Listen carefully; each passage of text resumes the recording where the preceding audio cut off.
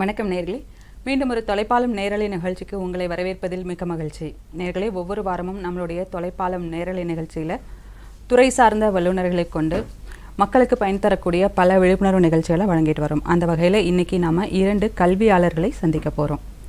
அதாவது தொட்டனை தூரும் மணற்கேணி மாந்தருக்கு கட்டணை தூரும் அறிவு அப்படின்னு கல்வியோட சிறப்பை பற்றி திருவள்ளுவர் 2000 வருஷங்களுக்கு முன்னாடியே சொல்லிட்டாங்க.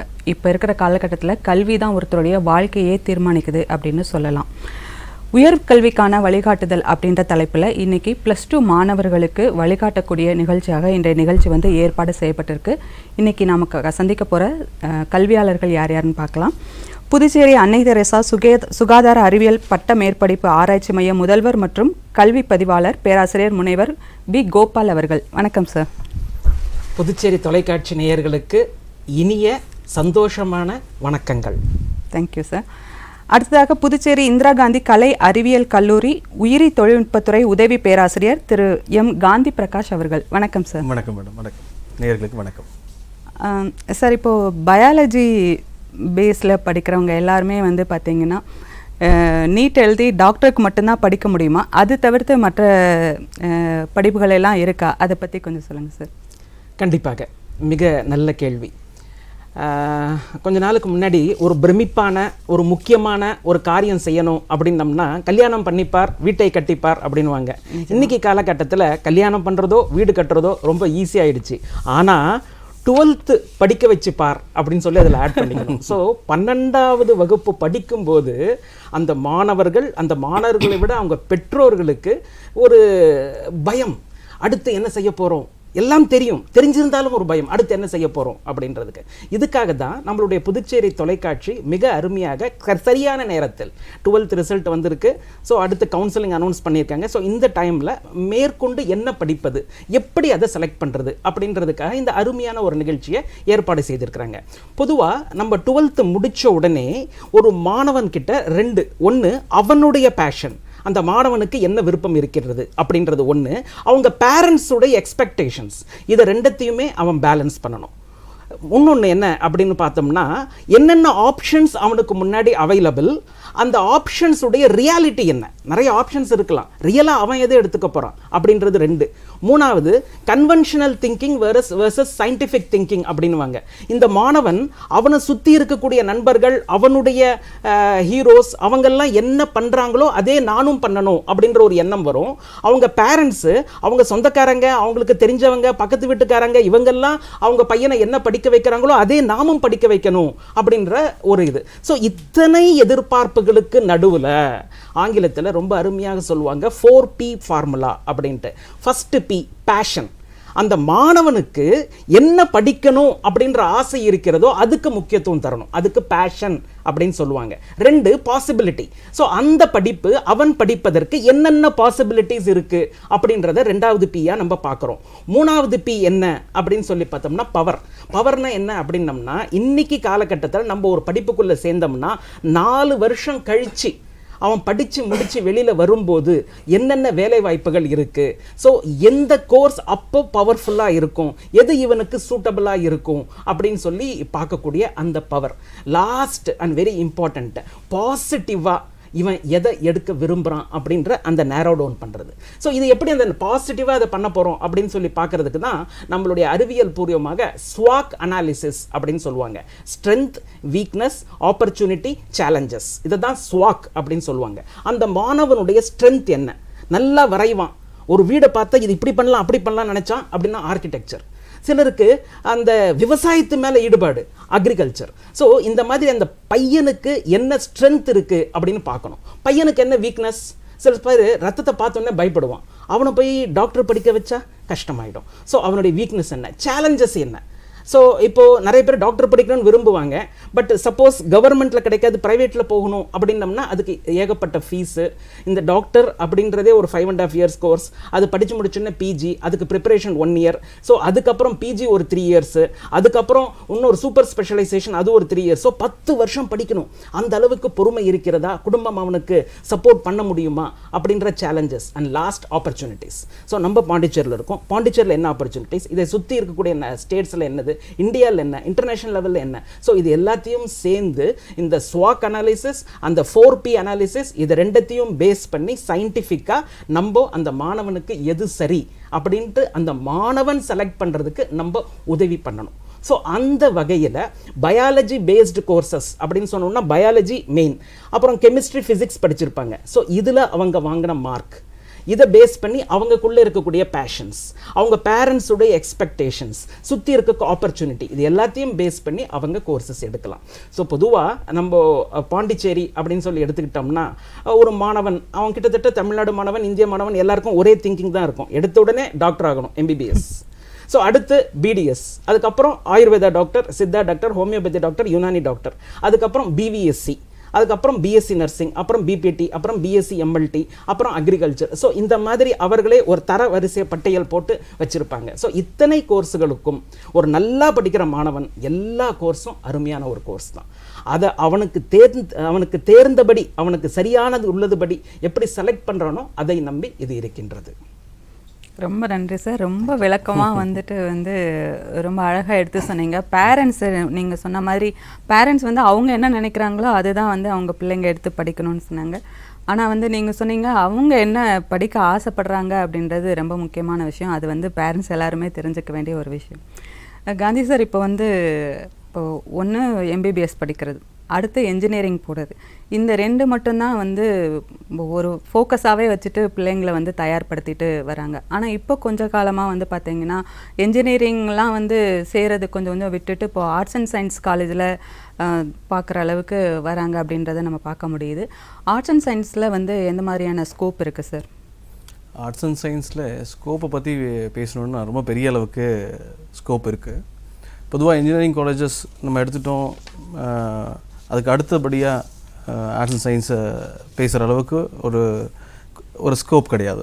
அதை விட பெருசாகவே நம்ம இதை கண்டிப்பாக பார்க்கலாம். இதை என்னென்னா, இப்போது நம்ம புதுச்சேரியில் பாண்டிச்சேரி செனாரியோ மட்டும் யோசித்தாலே கிட்டத்தட்ட 26 கோர்சஸ் பாண்டிச்சேரியிலேயே ஆர்ட்ஸ் அண்ட் சயின்ஸ் கோர்சஸ் இருக்குது. இன்னும் ரொம்ப நுணுக்கமாக சொல்லணுன்னா, டாக்டருக்கு இணையாக நம்ம இன்றைக்கி இருக்கிற கண்டிஷனில் சைக்காட்ரிக் பற்றி பேசுவாங்க. ஏன்னா 4 பேரில் ஒருத்தவங்களுக்கு டிப்ரெஷன் இருக்கிறதா புள்ளி விவரம் சொல்லுது. அந்த மாதிரியான ஒரு சைக்காலஜி பேஸ்டு அனாலிசிஸ் எடுத்து படிக்கிறது கூட நம்ம ஆர்ட்ஸ் அண்ட் சயின்ஸில் தான் ப்ரிடாமினண்ட்டான ஸ்கோப் இருக்குது. இப்படி ஆர்ட்ஸ் அண்ட் சயின்ஸ்க்கு இருக்கிற ஸ்கோப்பை பெரிய அளவுக்கான ஸ்கோப் இருக்குது. இப்போ பார்த்தீங்கன்னா BSc பயோடெக்னாலஜி எடுத்துக்கங்க, non NEET courses arts and science, BSc biotechnology, microbiology. இன்னும் ஸ்பெஷலைஸாக சொல்லணுன்னா சவுத் இந்தியாவிலே ஸ்பெஷலாக சொல்லணுன்னா BSc ஸ்டாட்டிஸ்டிக்ஸ், அடுத்தது பிகாம் ஃபாரின் ட்ரேட். இது எல்லாமே பாண்டிச்சேரியில் நம்ம இதெல்லாம் நம்ம கோர்ஸ் கொடுத்துட்ருக்கோம். வேறு எங்கேயும் இல்லாத ஒரு semi professional courses arts and science லெவல்லே நம்ம ப்ரொவைட் பண்ணுற ஏரியா நம்ம ஆர்ட்ஸ் அண்ட் சயின்ஸில் பார்க்க முடியுது. ஓகே, ரொம்ப நன்றிங்க சார். நேர்களே, மாணவர்களே, உங்களுக்கு கூட அடுத்து என்ன படிக்கலாம் அப்படின்ற சந்தேகங்கள் இருக்கலாம். நீங்களும் அழைக்கலாம். அழைக்க வேண்டிய எண் 227228 நம்பருக்கு அழைத்து என்ன மாதிரியான கோர்ஸ்லாம் செலக்ட் பண்ணலாம் அப்படின்னு நீங்கள் கேட்டு தெரிஞ்சுக்கலாம். சார், இப்போ அடுத்த ஒரு 2-3 நாளில் நீட் எழுத போகிறாங்க ஸ்டூடெண்ட்ஸ். எல்லோரும் பயங்கரமாக ப்ரிப்பேர் பண்ணிகிட்ருக்காங்க. பர்டிகுலராக ஸ்டூடெண்ட்ஸை விட பேரண்ட்ஸ் அதிகமாக ப்ரெஷரில் இருக்கிற இந்த சூழ்நிலையை நம்ம பார்க்க முடியுது. இதுக்கு உங்களுடைய அறிவுரை, இந்த மாணவர்களுக்கு உங்களுடைய அறிவுரையாக நீங்கள் என்ன சொல்லுவீங்க சார்? நல்ல கேள்வி. புதுச்சேரி தொலைக்காட்சியின் சார்பாக நீட் எக்ஸாம் எழுத போகும் அனைத்து மாணவர்களுக்கும் ஆல் தி பெஸ்ட், நல்வாழ்த்துக்கள். ஸோ இன்னும் நீட்டுக்கு 2 நாள் தான் இருக்குது. ஸோ இந்த காலகட்டத்தில் ஒரு 5 கட்டளைகள் கம்பல்சரியாக ஃபாலோ பண்ணணும். கட்டளை நம்பர் 1 என்ன அப்படின்னம்னா, இந்த 5 நாளுக்குள்ளே நம்ம எந்தெந்த சப்ஜெக்ட் வீக்காக இருக்குமோ அதில் கான்சென்ட்ரேட் பண்ணணும். நம்பர் 2, இந்த குறிப்பிட்ட அந்த குட்டி நேரத்தில் நம்ம ஹெல்த்துக்கு ரொம்ப முக்கியத்துவம் கொடுக்கணும். ஸோ இப்போ உங்களுக்கு தெரியும், நிறைய இடத்துல எல்லாருக்கும் கோல்டு அட்டாக் ஆகிட்டு இருக்கு, சளி வந்துட்டு இருக்கு. ஸோ ரொம்ப ஜாக்கிரதையாக இருக்கணும். உடல் நலத்துக்கு ரொம்ப அக்கறை காட்டணும். 3வது கோல்டன் ரூல், ரொம்ப முக்கியமான கோல்டன் ரூல், புதுசாக எதையுமே ட்ரை பண்ணக்கூடாது. நான் எக்ஸாம் எழுத போகிறேன், புது பேனை எடுத்துகிட்டு போகிறேன், எக்ஸாமுக்கு போகிறேன், புது சட்டை போட்டுன்னு போகிறேன், எக்ஸாமுக்கு போகிறேன், புதுசாக ஒரு மருந்து சாப்பிட்டு போகிறேன். புதுசாக எதையுமே ட்ரை பண்ணாதீங்க, அது எப்படி வேணாலும் ஆகலாம். ஸோ இதெல்லாம் ஒரு அறிவியல் பூர்வமாக நிரூபிக்கப்பட்டிருக்கு. புதுசாக ஒரு சட்டை போட்டுன்னு போய் சரியாக ஒவ்வாமை வந்து அரிச்சுக்கிட்டே எக்ஸாம் எழுத முடியாமல் போயிடும். ஸோ சில பேர் ஒரு இது சாப்பிடுங்க ஞாபக சக்தி நல்லா வரும்னுவான், அது சாப்பிட்டுட்டு தூங்கிடுவான். ஸோ அந்த மாதிரி பிரச்சனைகள் வராமல் இருக்கணும். ஸோ புதுசாக எதையுமே ட்ரை பண்ணக்கூடாது. லாஸ்ட் 4th பாயிண்ட் ரொம்ப முக்கியமான பாயிண்ட், பி பாசிட்டிவ். திடீர்னு ஒருத்தன் ஃபோன் பண்ணி சொல்லுவான், டேய் இந்த சப்ஜெக்ட் படிச்சாடான்னு. ஐயோ படிக்கவே இல்லடா, எல்லா கொஸ்டினும் அதில் தாண்டா வருது அப்படிம்பாங்க. ஸோ இந்த மாதிரி அது படித்த உடனே அதை எடுத்து நம்ம படிச்சுட்டு அந்த மாதிரி கடைசி நிமிஷத்தில் நம்ம எந்த டென்ஷனும் பண்ணக்கூடாது. Be positive. நான் படிச்சுட்டேன், இந்த 2 நாள் படித்து அதுதான் எனக்கு நீட்டா இல்லை, நான் இத்தனை நாள் ப்ரிப்பேர் பண்ணியிருக்கேன், நான் படித்தது எல்லாமே இங்கே உள்ளே இருக்குது, தேவையான போது அது அழகாக என்னால் ப்ரெசென்ட் பண்ண முடியும் அப்படின்ற அந்த பாசிட்டிவ் திங்கிங் அது வந்து ரொம்ப ரொம்ப முக்கியம். லாஸ்ட் அண்ட் வெரி இம்பார்ட்டண்ட் என்ன அப்படின்னு சொன்னோம்னா, படிக்கிறதுக்கு நடுவில் நம்ம பிரேக் எடுக்கணும். ஸோ அந்த பிரேக்கில் ஒரு ஆரோக்கியமான ஒரு வாக்கிங், கொஞ்சம் சூரிய வெளிச்சம், அப்பா அம்மா கிட்ட சிரித்து பேசுறது, இதெல்லாம் ரொம்ப முக்கியம். இந்த நீட் எக்ஸாம் எந்த டைமில் நடக்குதோ அந்த டைமில் டெய்லி உட்காந்து ஒரு மார்க் டெஸ்ட் எடுத்துக்கோங்க. 100% கேரண்டி இந்த நீட்டில் நீங்கள் பியூட்டிஃபுல்லாக பெர்ஃபார்ம் பண்ணுவீங்க. அப்படியே அவங்க பேரண்ட்ஸ் கூட கொஞ்சம் டிப்ஸ் கொடுத்துருலாம் சார். கண்டிப்பாக எப்போவுமே பேரண்ட்ஸு குழந்தைகளை வளர விடணும், வளர்க்கக்கூடாது. நம்மக்கிட்ட என்ன சொல்லியிருக்காங்க, குழந்தைய வளர்க்குறோன்ட்டு வளர்த்து வளர்த்து நம்ம மேலே இருக்கிறது அப்படியே அவங்க மேலே திணிச்சிடுறோம். வேணாம், குழந்தைங்களை வளர விடுங்க. ஸோ அவனுக்கு வந்து ஒரு கால் ஆட்டிக்கிட்டே படித்தாதான் சரியாக வரும். ஏன் கால் ஆட்டிகிட்டே இருக்க அப்படின்னு சொல்லி மிரட்டாதீங்க. அவனுக்கு தோசை தான் பிடிக்கும், இட்லி தான் சாப்பிடணும், அவனுக்கு தோசை சாப்பிட விடுங்க. ஸோ அவனுக்கு ஒரு 2 நிமிஷம் சாப்பிட்டுட்டு அப்படி ஒரு உலாத்திட்டு வர்ற ஒரு ஹேபிட் இருக்கும், விடுங்க. ஸோ மாணவர்கள் வந்து இப்போ 17 வயசு, அவன் நீட் எழுத போகிறான். ஸோ இந்த டைமில் அவனுக்கு எது நல்லது எது கெட்டது அப்படின்றது தெரியும். அவனுக்கு நம்ம இப்போ தர வேண்டியது உற்சாகம், உத்வேகம். உன் கூட நான் இருக்கேன்டா, உன்னால் முடியும்டா அப்படின்ற அந்த நம்பிக்கை. ஸோ இது எல்லாத்தையுமே நம்ம தரும்போது நம்ம கிட்ட இருக்கக்கூடிய அந்த பயத்தை கண்டிப்பாக கொடுத்துடாதீங்க, அது உங்களுக்குள்ளேயே வச்சுக்கோங்க. ஸோ எப்போவுமே அவங்ககிட்ட மலர்ச்சியாக சந்தோஷமாக இருந்தோம்னாவே போதும். Smile is a curved line that puts everything straight. அதனால் உங்களுடைய மகிழ்ச்சி, உங்களுடைய புன்னகை அவனுக்கு கொடுக்க கொடுக்க அந்த உற்சாகம் உங்களுடைய குழந்தைகளை மிக அருமையாக இந்த நீட் எக்ஸாமில் பெர்ஃபார்ம் பண்ண வைக்கும். ரொம்ப அழகாக சொன்னீங்க சார். சார் இப்போ வந்து லைஃப் சயின்ஸ் கோர்சஸ் அப்படின்னா அதில் இருக்கிற ஸ்கோப்பு, அதில் வேலைவாய்ப்புகள் அதெல்லாம் எப்படி இருக்குது, அந்த படிப்பு வந்து எடுத்து படித்தா எப்படி இருக்கும், அதை பற்றி சொல்லுங்கள் சார். நம்ம லைஃப் சயின்ஸ் கோர்ஸ் எடுத்துட்டிங்கன்னா நம்ம வந்து பாட்டனி இருக்குது, ஜுவாலஜி இருக்குது. இந்த கோர்சஸ் தான் ரொம்ப ரொம்ப காலமாக பேசப்படுற கோர்சஸ். அதுக்கப்புறம் பார்த்திங்கன்னா கொஞ்சம் வளர்ந்த பிறகு வந்து chemistry and physics and biochemistry இந்த கோர்சஸ் பற்றி அதிகமாக பரவலாச்சு. அதுக்கு அடுத்தபடியாக இப்போ தற்போது இருக்கிற சூழலில் microbiology, applied microbiology and biotechnology இந்த கோர்சஸ்லாம் வந்து அதுக்கு அடுத்தது வளர்ந்து வர்ற டெக்னாலஜியை பேஸ் பண்ணி அப்புறம் அதை கோர்சஸையும் அப்டேட் பண்ணிகிட்டு இருந்தாங்க. ஸோ இந்த கோர்சஸ் ஒவ்வொரு காலகட்டத்துலையும் இப்போ பாட்டனி ஜுவாலஜி எடுத்துக்கிட்டிங்கன்னா கூட இன்றைக்கி வந்து பிஎஸ்சி பாட்டனி ஜுவாலஜி முடிச்சுட்டு அடுத்து பிஎட் முடிச்சுட்டு ஸ்கூல் டீச்சிங் போகிறாங்க, டெட் எக்ஸாம் முடிச்சுட்டு போகிறாங்க. அடுத்தது கெமிஸ்ட்ரி படித்தவங்க இன்றைக்கி வந்து பெரிய அளவுக்கான இப்போ பாண்டிச்சேரியில் ஒரு முக்கியமான எண்ணெய் பார்த்திங்கன்னா இண்டஸ்ட்ரியல் ஏரியா இருக்குது, நிறைய இண்டஸ்ட்ரியல் ஏரியா இருக்குது. ஸோ அப்படி பார்க்கும்போது கெமிஸ்ட்ரியோட ஸ்கோப் வந்து ரொம்ப பெருசு. எப்பயுமே வந்து புதுச்சேரியில் கெமிஸ்ட்ரிக்கான ஸ்கோப் இருக்குது. அது இல்லாமல் அடுத்தது ஃபார்மா இண்டஸ்ட்ரி ப்ரொடக்ஷன் வந்து கெமிக்கல் பேஸ்டு ப்ரொடக்ஷனாக இருந்தாலும் சரி, ஒரு பிவிசி பைப்பாக இருந்தாலும் சரி, சின்ன சின்ன பிளாஸ்டிக் மாடலாக இருந்தாலும் சரி, இங்கே புதுச்சேரியில் பெரிய அளவுக்கு எக்ஸ்போர்ட் இண்டஸ்ட்ரீஸ்லாம் நிறைய இருக்கிறதுனால கெமிஸ்ட்ரிக்கு வாய்ப்பு இருக்கிற அதே சூழலில் அடுத்தபடியாக பெருமளவில் இருக்கிறது வந்து ஃபார்மா இண்டஸ்ட்ரி. புதுச்சேரியில் ப்ரோட்டீன் பியூரிஃபிகேஷனாக இருந்தாலும் சரி, வேக்சின் ப்ரொடக்ஷனாக இருந்தாலும் சரி, சின்ன சின்ன மெடிசன் ப்ரொடக்ஷனாக இருந்தாலும் சரி, இதெல்லாம் பெரிய அளவுக்கான இண்டஸ்ட்ரீஸ் இங்கே இருக்கிறதுனால ஃபார்மசி ப்ளஸ் மைக்ரோபயாலஜி, பயோடெக்னாலஜி இவங்களுக்கெல்லாம் வந்து நேரடியாகவே வந்து இங்கே ரெக்ரூட்மெண்ட் நடந்துகிட்ருக்குது. நமது கல்லூரியிலையும் அது தொடர்ச்சியாக செஞ்சுட்டு தான் இருக்கோம். நம்ம தேங்க்யூ சார். சார் இப்போ வந்து பார்த்திங்கன்னா எல்லாருமே வந்து இத்தனை லட்சக்கணக்கான மக்கள் வந்து நீட் எழுதுறதுக்கு காரணம் எம்பிபிஎஸ் அப்படின்ற அந்த ஒரு கோர்ஸ் மேலே இருக்கிற ஒரு நீங்கள் சொன்னீங்க, எவ்வளோ விஷயங்கள் சொன்னீங்க. அதில் இருக்கிற சாதக பாதகங்கள் அதெல்லாம் வந்து அதை பற்றி கொஞ்சம் சொல்லுங்கள் சார். கண்டிப்பாக. பயாலஜி பேஸ்டு கோர்சஸில் இருக்கக்கூடிய ஒரு மாணவன் கிட்ட போயிட்டு என்ன அம்பிஷன் அப்படின்னோம்னா டாக்டர் ஆகணும் அப்படின்றது தான் இருக்கும். So bachelor of medicine, bachelor of surgery, அந்த எம்பிபிஎஸ் அப்படின்ற அந்த கோர்ஸ். ஸோ இந்த கோர்ஸு கொரோனா வந்ததுக்கப்புறம் அதனுடைய பிரம்மாண்டம், அதனுடைய பிரமிப்பு, அதனுடைய முக்கியத்துவம் பன்மடங்கு பெருகிவிட்டது. இந்த கோர்ஸ் எதனால் இவ்வளோ பாப்புலர் ஆகுது அப்படின்னா, நம்பர் 1, இந்த கோர்ஸுக்கு ரிட்டையர்மெண்ட்டே கிடையாது. உங்களுக்கு வயசாக வயசாக வயசாக நீங்கள் வைரம் மாதிரி ஜொலிச்சுக்கிட்டே இருப்பீங்க. ஸோ 60 வயசு, 65 வயசு, 70 வயசு ஆனாலும் உங்களால் எதுவும் பண்ண முடியலன்னா கூட நீங்கள் உதிர்க்கக்கூடிய ஒவ்வொரு சொல் ஒரு உயிரை காக்கும். ஸோ இதுக்கு ரிட்டையர்மெண்ட் கிடையாது, நம்பர் 1. நம்பர் 2, நீங்கள் எப்போ எப்படி உழைக்கணுன்றதை நீங்கள் டிசைட் பண்ணிக்கலாம். அதாவது இப்போ நான் ஒரு வேலை செய்கிறேன், எனக்கு 9 மணிக்கு கிளாஸ் அப்படின்னா 9 மணிக்கு நான் டானா சாக் பீஸ் எடுத்து நான் பேச ஆரம்பிச்சிடணும். ஆனால் ஒரு டாக்டர், அவருக்கு ஒரு 9 மணிக்கு ஆப்ரேஷன், 9 மணிக்கு அவருக்கு கொஞ்சம் ஏதோ ஒரு கம்ஃபர்டபுள் இல்லை அப்படின்னம்னா அவர் கொஞ்சம் நேரம் நிதானப்படுத்திக்கிட்டு அப்புறமா உள்ளே போகக்கூடிய ஒரு வாய்ப்பு அவருக்கு இருக்கின்றது. ஸோ அவர் என்ன விரும்புகின்றாரோ அவர் அதை செய்ய முடியும். ஸோ எப்போவுமே பார்த்தோம்னா, இப்போது ஒரு அடிமட்டத்தில் இருக்கிறவங்க, ஒரு பியூன் அப்படின்னு சொன்னோம்னா இந்த டைமுக்கு வா அப்படின்னா வந்தாகணும். ஏன்னா அவங்க மேல் மட்டத்தில் என்ன இருக்காங்களோ அதை சொல்லி கேட்கறதுக்காக. இப்போ உயர உயர அவங்க அடுத்தவங்களுக்கு என்ன செய்யணும்னு சொல்லுவாங்க, அதை ஏற்று அவங்க செய்வாங்க. ஆனால் அவங்க என்ன செய்யணும் அப்படின்றத அவங்களே தீர்மானிப்பாங்க. அதுதான் ஒரு லிபர்ட்டி ஆஃப் ஒர்க்கிங். அதுதான் ஹையஸ்ட். இப்போ நம்ம ப்ரொமோஷன் ஆகி மேலே போகணுன்ற ஏன் நான் என்ன செய்யணும்னு விரும்புகிறேனோ அதை செய்யணும். ஸோ ஒரு டாக்டர் வந்து அவர் என்ன செய்யணும்னு விரும்புகிறாரோ அவரால் செய்ய முடியும்.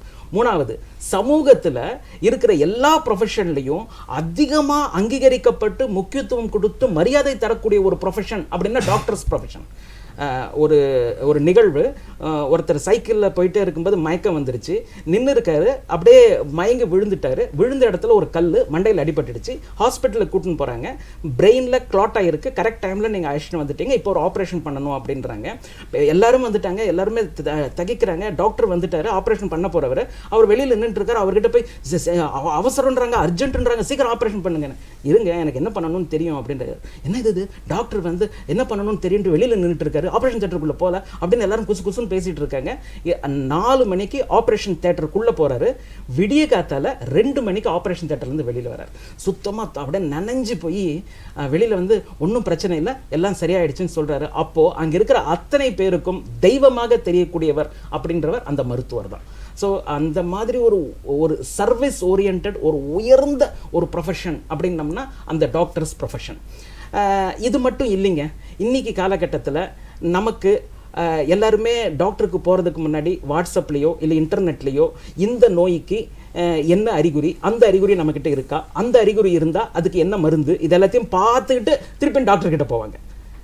டாக்டருக்கே வெறுப்பாயிடும், நான் டாக்டரா நீ டாக்டரா அப்படின்னு கேட்குற அளவுக்கு படிச்ச எல்லாத்தையும் அங்கே போய் வேற சொல்லி காட்டுவாங்க. ஸோ இந்த மாதிரி காலகட்டத்திலையும் கடைசியாக நாம் நம்புவது இன்னைக்கு காலகட்டத்தில் மருத்துவர் தான். ஸோ அந்த வகையில் இந்த ப்ரொஃபஷன் வந்து எங்கேயோ போயிடுச்சு. ஆனால் இது எல்லாமே நம்ம ரோசி பிக்சர் ஒரு சைடு மட்டும்தான் சொல்லிட்டு வரேன். இன்னொரு சைடு என்ன அப்படின்னம்னா, எம்பிபிஎஸ் அப்படின்னாவே 5.5 years கோர்ஸ், அதுக்கு ஒரு நீட் எக்ஸாம், அதுக்கு ஒரு ப்ரிப்பரேஷன். எம்பிபிஎஸ் முடிச்ச உடனே வெளியில் வந்துடலாம், பட் அங்கே நம்மளால் ஷைன் பண்ண முடியாது. ஸோ கம்பல்சரியாக பிஜி பண்ணி ஆகிறோம். அதுக்கு ஒரு பிஜி நீட் அப்படின்னு ஒரு எக்ஸாம். ஸோ அந்த எக்ஸாமுக்கு ஒரு 1 year ப்ரிப்பரேஷன். அதுக்கப்புறம் திருப்பியும் பிஜி, அது ஒரு 3 years. மற்ற இடத்துலலாம் பிஜி 2 years, மெடிசனில் மட்டும் பிஜி 3 years. அது முடிச்சுட்டு நிப்பாட்டி இல்லாமல் இல்லை, அதுக்கப்புறம் ஒரு என்ட்ரன்ஸ் எக்ஸாம், அதுக்கப்புறம் ஒரு சூப்பர் ஸ்பெஷலைசேஷன். ஸோ இந்த 10 வருஷம் நம்ம படிக்க நம்மளுக்கு பின்பலமாக நம்ம குடும்பத்தால் தாங்க முடியுமா அப்படின்றது ரொம்ப முக்கியம். ஏன்னா இன்னைக்கு காலகட்டத்தில் கவர்மெண்ட் காலேஜில் ஃபீஸ் கம்மி, ஸோ பிரைவேட் காலேஜில் ஃபீஸ் ரொம்ப ஜாஸ்தி, லட்சங்களில் போகுது. ஸோ அதை பேரண்ட்ஸால் ஸ்பேர் பண்ண முடியுமா அப்படின்றது நம்பர் 1. அந்த அளவுக்கு டைம் இன்னைக்கு இந்த மாணவனால் 4 வருஷத்தில் ஒரு டிகிரி, வேற ஏதாவது டிகிரி எடுத்திருந்தாலும் வேலைக்கு போயிடுவோம். அந்த மாதிரி போக முடியாது. 10 வருஷம் கழிச்சு தான் இவனால் சம்பாதிக்க முடியும். அது வரைக்கும் பேரண்ட்ஸ் தாங்குவாங்க, நம்ம சொல்ல விரும்புகிறோம். ஆனால் அல்டிமேட்டாக ஒன்று இருக்குது பாருங்க, எந்த டாக்டர் எடுத்தாலும் சரி அவருடைய ஆரோக்கியத்தில் அவர் முக்கிய கண்ணாக இருப்பார். அவருடைய குடும்பத்தின் ஆரோக்கியத்தில் ரொம்ப முக்கியமாக இருப்பார். அவருடைய சொந்தக்காரர்களின் ஆரோக்கியத்தில் ரொம்ப கவனமாக இருப்பார். நண்பர்களின் ஆரோக்கியத்தில் கவனமாக இருப்பார். அவருடைய சமூகத்தின் ஆரோக்கியத்தில் கவனமாக இருப்பார். அதனால தான் அன்றைக்கு காலத்தில் பார்த்தோம்னா ஒவ்வொரு கிராமத்திலையும் மருத்துவர், வைத்தியர் அப்படின்னு ஒருத்தர் இருப்பாங்க. இவர் துணி நெய்வார். நெய்ஞ்சிட்டு அந்த நெய்கிற 1 மீட்டர் துணி சாமிக்கு, 2வது மீட்டர் துணி கடவுளுக்கு இல்லைன்னா ராஜாக்கு, 3வது மீட்டர் துணி அந்த மருத்துவருக்கு. ஸோ எந்த தொழில் செஞ்சாலும் அந்த தொழிலில் அவங்க அந்த மருத்துவருக்கு கொடுத்து காப்பாற்றின ஒரு பரம்பரை உள்ளது நம்மளுடைய தமிழ் பரம்பரை. ஸோ இந்த தமிழ் பரம்பரை, இந்த இந்திய பரம்பரை, இது எல்லாத்துலேயும் இன்னைக்கு ஆங்கில மருத்துவம் வந்தாலும் அந்த மருத்துவம் அப்படின்ற அந்த மருத்துவர் அப்படின்ற அந்த தொழிலுக்கு இருக்கக்கூடிய பக்தியும் நம்பிக்கையும் சேவையாற்றும் ஒரு பொறுப்புணர்ச்சியும் அதுக்கு தான் இருந்துட்டு இருக்கு. ரொம்ப அழகாக சொன்னீங்க சார். அந்த டாக்டர்ஸோட அந்த சேவை நீங்கள் சொன்னீங்களே பொறுப்புணர்ச்சி அப்படின்றத நம்ம இந்த கோவிட் காலகட்டத்தில் அவங்களுடைய சேவை வந்து மிகப்பெரியது, அளப்பரியது அப்படின்னு சொல்லலாம். அதை நம்ம நேராகவே பார்க்கணும். நீங்கள் சொல்லும்போது பார்த்தீங்கன்னா ஆஹா படிக்க வச்சிடலாம் போல இருக்கே, அப்படி தான் சார் இருக்குது நீங்கள் சொல்கிறது. சார் அடுத்தது பார்த்தீங்கன்னா மைக்ரோபயாலஜி பற்றி நீங்கள் சொன்னீங்க. அந்த கோர்ஸில் இருக்கிற ஸ்கோப், அப்புறம் பயோடெக் கோர்ஸ் பற்றி சொன்னீங்க. அதில் இருக்கிற ஸ்கோப்லாம் பற்றி கொஞ்சம் சொல்லுங்கள் சார். மேம், இப்போது பயோடெக்னாலஜி அண்ட் மைக்ரோபயாலஜி இந்த 2 கோர்ஸுமே வந்து ரிசர்ச் ஓரியன்ட் கோர்சஸ். அது இல்லாமல் இப்போது ஆர்ஆர்லலாம் கொஞ்சம் பேச்சுலர் லெவல்லே ரெக்ரூட் பண்ணுறத வந்து அரசாங்கம் அதை எடுத்துக்கிறாங்க. இப்போது மைக்ரோபயாலஜி எடுத்துக்கிட்டிங்கன்னா எம்எல்டி கோர்சஸ்க்கும் ப்ளஸ் மைக்ரோபயாலஜிஸ்ட்டை ஹாஸ்பிட்டல்ஸில் ரெக்ரூட் பண்ணுறதுக்கு வந்து பிஎஸ்சி மைக்ரோபயாலஜி அதை ரெக்ரூட்மெண்ட்டில் எடுத்துக்கிறாங்க. இப்போ பயோடெக்னாலஜியில் அதில் இன்க்ளூட் பண்ணணும், இன்னும் சமயம் எடுக்கும்னு நினைக்கிறேன் நான். ஆனால் ரிசர்ச் ஓரியன்ட் கோர்ஸுங்கிறதுனால பிஜி பண்ண வேண்டிய ஒரு அவசியம் இருக்குது. இந்த பிஜிலையும் வந்து நேஷ்னல் வைடு என்ட்ரன்ஸ் எக்ஸாமினேஷன்ஸ் இருக்குது. இப்போ பார்த்தீங்கன்னா பாண்டிச்சேரியில் இப்போது இந்த வருடங்கள் தான் வந்து combined university entrance examination all central universities, எல்லா சென்ட்ரல் யூனிவர்சிட்டிஸுக்கும் வந்து ஒரே மாதிரி நீட் மாதிரி வந்து பிஜி போகிறதுக்கான என்ட்ரன்ஸ் எக்ஸாமினேஷன்ஸை கொண்டு வராங்க. ஸோ நமக்கு வந்து பிஜிக்கு போகிற ஆப்ஷன் வந்து 2 ஆப்ஷன் தான். ஒன்று பாண்டிச்சேரி யூனிவர்சிட்டி, இன்னொன்று வந்து பிஜி சென்டர், அதாவது காஞ்சிபுரம் யூனிவர் சொல்லுவோம் நம்ம. ஸோ இப்போ மைக்ரோபயாலஜி முடிச்சுட்டு பயோடெக்னாலஜி முடிச்சுட்டு பசங்க போகிறாங்க. அங்கே வந்து கிட்டத்தட்ட ஒரு 6-7 துறை வரைக்கும் பிஜி எடுக்கிறாங்க.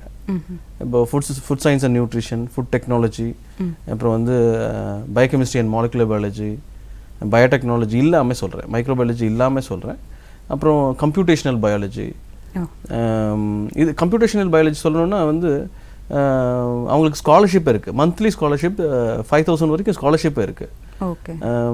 இது இல்லாமல் நமது மாணவர்கள் வந்து வெக்டர் கண்ட்ரோல் ரிசர்ச் சென்டர், விசிஆர்சின்னு சொல்லுவோம் நம்ம, சென்ட்ரல் ஐசிஎம்ஆர் இன்ஸ்டியூட்டை. அந்த இன்ஸ்டியூட்டில் வந்து இப்போது public health and entomology courses apply பண்ணுறாங்க. நம்ம மாணவர்களே கடந்த காலங்களில் போயிருக்காங்க. 20,000 rupees வரைக்கும் மந்த்லி ஸ்காலர்ஷிப்பே இருக்குது. ஸோ நீங்கள் எளிதாக வந்து அந்த மாதிரியான ஆப்ஷன்ஸ் நம்ம விட முடியாது. ஸோ நம்ம மாணவர்கள் அதிகமாக போடுறாங்க, biotechnology and microbiology students. Thank you sir, ரொம்ப அழகாக சொன்னீங்க சார். இப்போ வந்து அடுத்தது பார்த்தீங்கன்னா பயாலஜிஸ் பேஸ்டு அந்த கோர்ஸில் பார்த்தீங்கன்னா எம்பிபிஎஸ்க்கு அடுத்து நம்ம பார்க்குறது வந்து பல் மருத்துவம் தான்.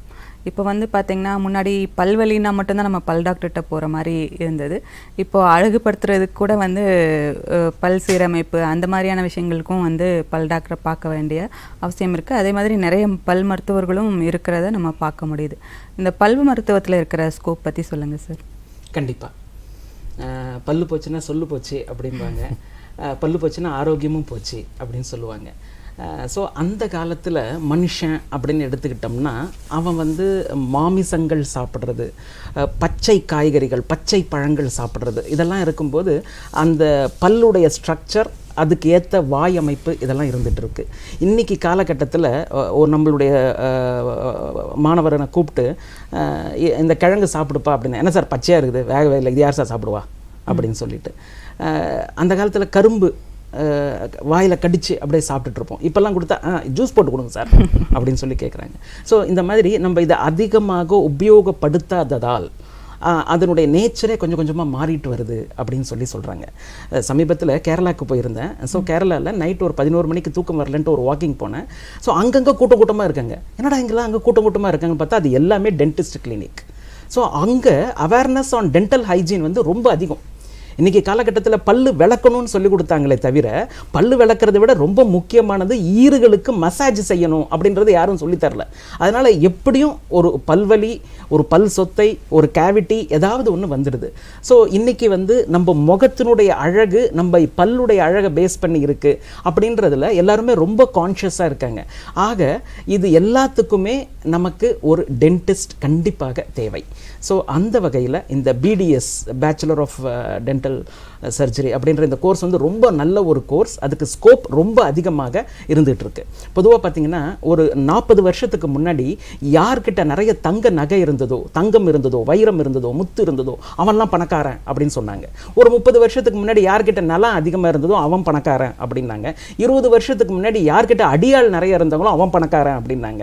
இன்னைக்கு யார்கிட்ட நாலேஜ், ஸ்கில், டெக்னாலஜி, காம்பிடன்சி இருக்கோ அவன் பணக்காரன் அப்படின்றாங்க. ஸோ அந்த வகையில் இந்த டென்டிஸ்ட்ரி அது எங்கேயோ வளர்ந்துருச்சு. அதனுடைய டெக்னாலஜி, அதனுடைய ஸ்கில் அது எங்கேயோ போயிடுச்சு. ஸோ அந்த துறையில் முன்னேறுவது அப்படின்றது ரொம்ப ரொம்ப நல்லது. இதில் ஒன்று என்ன அப்படின்னு பார்த்தோம்னா நிறைய டென்டிஸ்ட் அவைலபிளாக இருக்காங்க, எஸ்பெஷலி நம்ம ஊரை பார்த்தோம்னா. இன்னொன்று என்னென்னா அந்த எஸ்டாப்ளிஷ்மெண்ட் ரொம்ப காஸ்ட்லி. ஒரு டென்டல் சேரு லட்சங்கள் போகுது. ஸோ அந்த இனிஷியல் காஸ்ட் அதுதான் ரொம்ப காஸ்ட்லி. மற்றபடி இன்றைக்கி அந்த கோர்ஸுக்கு ஒரு ரொம்ப நல்ல ஸ்கோப் இருந்துகிட்டு இருக்கு. அது மூலியமாக பல பேரை நம்மளால் புன்னகைக்க வைக்க முடியும். ரொம்ப அழகாக சொன்னீங்க சார். சார் இப்போ அடுத்தது பார்த்திங்கன்னா அக்கௌண்ட் சம்மந்தப்பட்ட படிப்புகள், பிகாம் அந்த மாதிரி படிச்சுட்டு வரவங்களுக்கு, அது பிகாம் படிக்கிறதுனால என்ன மாதிரியான வேலைவாய்ப்புகள் இருக்குது, அதில் இருக்கிற படிப்புகள் பற்றி சொல்லுங்கள் சார்.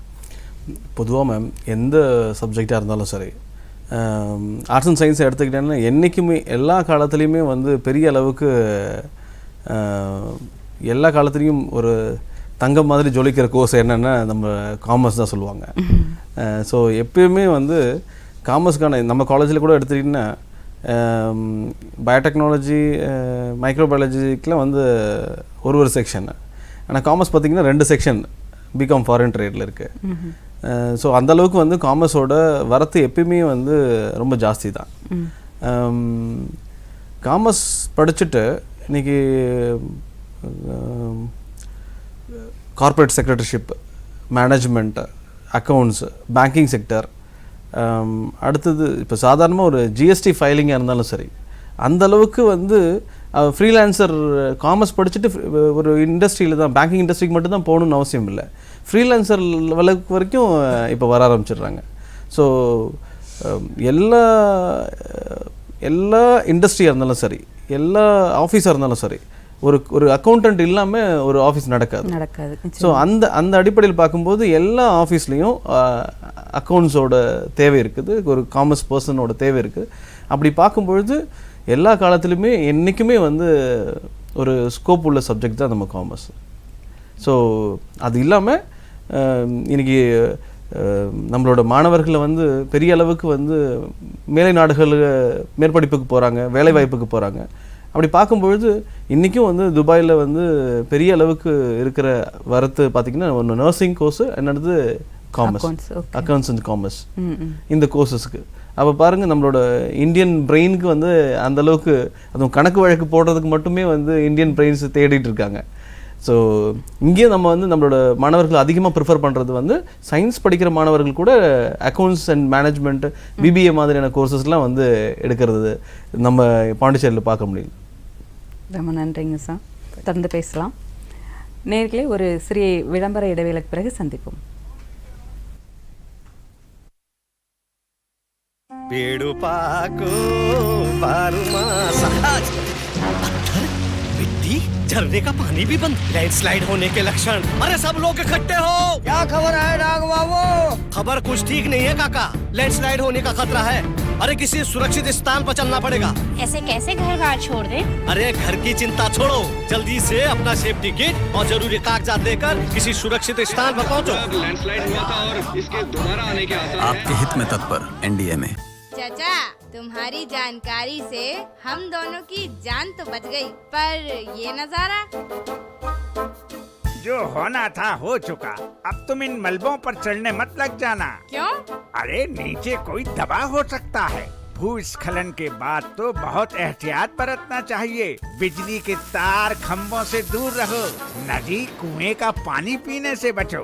जब तक आपातकालीन कर्मचारी संदेश न दें, तब तक दरार वाली जगह से भी दूर रहना चाहिए। वाह चाचा, जानकारी तुम्हारी तगड़ी रहती है। तो तुम्हें क्या लगता है ये बाल धूप में सफेद हुए हैं? बस किसी तरह इंसान समझ जाएं, पेड़ पौधे काटना बंद कर दें, नालियों को साफ रखें, खड़ी चढ़ाई वाली जगहों पर कूड़ा करकट ना फेंकें, तो बहुत काम हो जाए। बात तो सही है, भूस्खलन जैसे हादसों को टालने की कुंजी इंसानों के हाथ में है। जरूरत है तो जानकार बनने की। समझदार रहें, सुरक्षित रहें। पेड़ों पाको बारूमासा। पत्थर, मिट्टी, झरने का पानी भी बंद, लैंडस्लाइड होने के लक्षण। अरे सब लोग इकट्ठे हो। क्या खबर है डाग बाबू? खबर कुछ ठीक नहीं है काका, लैंडस्लाइड होने का खतरा है। अरे किसी सुरक्षित स्थान पर चलना पड़ेगा। ऐसे कैसे घर बार छोड़ दें? अरे घर की चिंता छोड़ो, जल्दी से अपना सेफ्टी किट और जरूरी कागजात लेकर किसी सुरक्षित स्थान पर पहुंचो। लैंडस्लाइड हुआ था और इसके दोबारा आने के आसार हैं। आपके हित में तत्पर NDMA.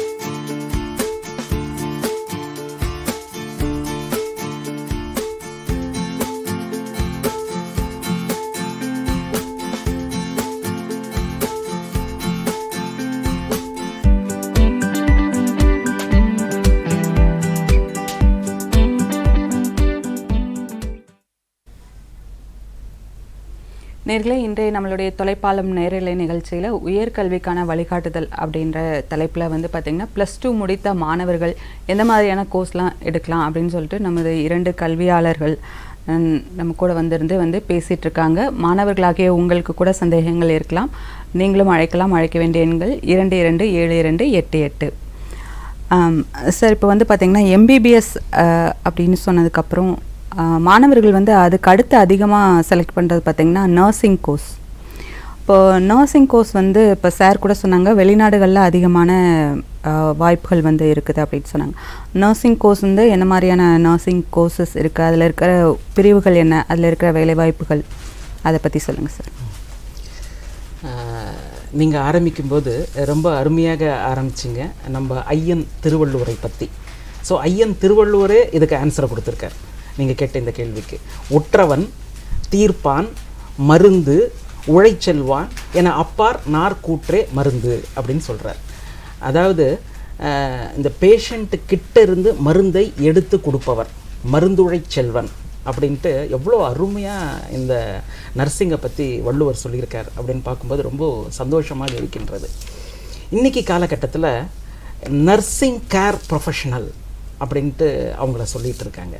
So doctors over burden ஆனதுனால டயக்னோசிஸ் அண்ட் ப்ரிஸ்கிரிப்ஷன், இவருக்கு இந்த நோய் இருக்கின்றது, அவருக்கு இந்த மருத்துவ முறையை கையாள வேண்டும் அப்படின்னு சொல்லிடுறாங்க.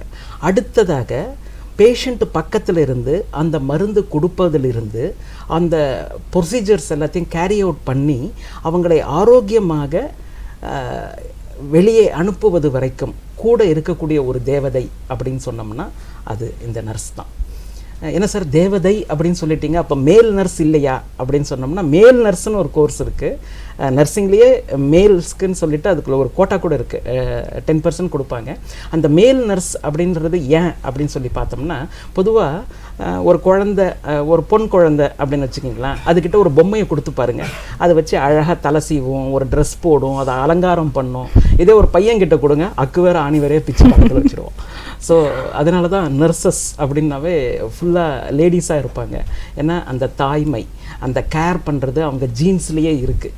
ஆனால் ஆப்ரேஷன் அப்படின்னு வந்துருச்சுன்னு வச்சுக்கோங்களேன், நான் ஏற்கனவே சொன்னேன் இல்லையா, அது 8 மணி நேரம் ஆப்ரேஷன், 10 மணி நேரம் ஆப்ரேஷன், இதுக்கெல்லாம் ஒரு மேல் நர்ஸ் நல்லா பெர்ஃபார்ம் பண்ண முடியும். எஸ்பெஷலி ஆர்த்தோபெடிக் ப்ரொசீஜர்ஸ் அதுக்கெல்லாம் மேல் நர்ஸ் நல்லா பெர்ஃபார்ம் பண்ண முடியும். ஸோ இந்த நர்சிங் அப்படின்ற இந்த ப்ரொஃபஷனில் மேலும் இருக்குது, ஃபீமேலும் இருந்துகிட்ருக்காங்க. பொதுவாக இதில் பார்த்தோம்னா ஒரு 1.5 years கோர்ஸ் ஒன்று இருக்குது. அதை ANM அப்படின்னு சொல்லுவாங்க, ஆக்சிலரி நர்ஸ் அண்ட் மிட்வைஃப் அப்படின்னு சொல்லிட்டு. ஸோ நீங்கள் பார்த்துருப்பீங்க இல்லையா, இந்த ஆஷா ஒர்க்கர்ஸ் அப்படின்னு சொல்லிட்டு ஒயிட் சாரீ கட்டிட்டு வீடு வீடாக வந்துட்டு இங்கே யாராவது ப்ரெக்னெண்ட்டாக இருக்காங்களா, அவங்க ஹீமோக்ளோபின் செக் பண்ணாங்களா, அயன் டேப்லெட் போட்டு விட்டாங்களா அப்படின்னு சொல்லி கேட்பாங்க. ஸோ அந்த ஆஷா ஒர்க்கர்ஸ் ANM அப்படின்னு சொல்லுவாங்க. அப்புறம் GNM அப்படின்னு ஒன்று இருக்குது, ஜென்ரல் நர்ஸ் அண்ட் மிட்வைஃப் அப்படின்னு சொல்லிட்டு. ஸோ அது வந்து ஒரு 3 years கோர்ஸு. இன்றைக்கி நீங்கள் பாண்டிச்சேரியில் இருக்கக்கூடிய ஹாஸ்பிட்டல்ஸ், கிளினிக்ஸ் இங்கெல்லாம் போனோம்னா இந்த GNM இவங்கள தான் நீங்கள் பார்க்க முடியும். ஒரு டிகிரி, ஒரு கிராஜுவேட் நர்ஸ் அப்படின்னு வரணும் அப்படின்னம்னா BSc நர்சிங் அப்படின்னு சொல்லக்கூடிய இந்த கோர்ஸ் இருக்குது. இப்போது இந்த GNM படிச்சுட்டு அவங்க நர்சிங் பண்ணணும் அப்படின்னம்னா அவங்களுக்காக ஒரு கோர்ஸ் இருக்குது, போஸ்ட் பேக்கலரேட் BSc நர்சிங் அப்படின்ட்டு, போஸ்ட் பேசிக் BSc நர்சிங் அப்படின்னு சொல்லுவாங்க. ஸோ அது ஒரு கோர்ஸ் இருக்குது. ஸோ இந்த மாதிரி நர்சிங்கே நீங்கள் எடுத்துக்கிட்டிங்கன்னா கிராஜுவேட் லெவல்லையே இத்தனை நம்மக்கிட்ட இருந்துகிட்டு இருக்கு. இது எல்லாமே இதனுடைய ப்ளஸ் பாயிண்ட். இன்றைக்கி காலகட்டத்தில் அப்ராடில், இந்தியாவில் நர்சிங் முடித்தவங்களுக்கு டிமாண்ட் அப்படின்னு பார்த்தோம்னா எக்கச்சக்கம். நர்சிங் படிச்சுட்டு வேலை இல்லை அப்படின்னு சொல்கிறவங்க யாருமே இல்லை. ஸோ அந்த அளவுக்கு இதுக்கு டிமாண்ட் இருக்குது. இது சர்வீஸ் ஓரியன்ட் ப்ரொஃபஷனல். இந்த ப்ரொஃபஷனலில் க்ரோத் ரொம்ப நல்லா இருக்குது. ஸோ இந்த ப்ரொஃபஷன் எவர் கிரீன். 4 வருஷம் கழித்து இது என்ன ஆகும் அப்படின்ற ஒரு கவலை நமக்கு இல்லை, தேவையே இல்லை. ஸோ இது எல்லாமே இதனுடைய ப்ளஸ் பாயிண்ட். இதனுடைய மைனஸ் பாயிண்ட் என்ன அப்படின்னும் போது, நான் ஏற்கனவே டாக்டர்ஸ்க்கு சொன்ன அதே மாதிரி தான், எந்நேரமும் பேஷண்ட்டோடையே இருக்கணும். ஸோ அந்த அழுகை, அந்த முக்கல், அந்த வலி, இது எல்லாத்தையுமே பார்த்து பார்த்து பார்த்து பார்த்து அதை சகிச்சுக்கக்கூடிய ஒரு மனத்தன்மை நமக்கு வேண்டும். 2, இவங்க பேஷண்ட்டோடையே இருக்கிறதால வீட்டுக்கு வந்து ஒரு ஒரு ஒரு அன்பான ஒரு தாய், ஒரு தங்கை, இந்த மாதிரி அவங்களுடைய அந்த ரெகுலர் டியூட்டியை பெர்ஃபார்ம் பண்ணும்போது இதனுடைய தாக்கம் கொஞ்சம் இருக்கும். அது ஒரு மெச்சூரிட்டி வந்தப்பறம் அது ஓவர் கம் பண்ணிடுவாங்க. அது ஆனால் ஆரம்ப காலத்தில் இருப்பதற்கான வாய்ப்புகள் அதிகம். ஸோ இதனுடைய நெகட்டிவ் பாயிண்ட். ஸோ இந்த மாதிரி இருக்கக்கூடிய ஒரு ரொம்ப நல்ல கோர்ஸ் BSc நர்சிங்.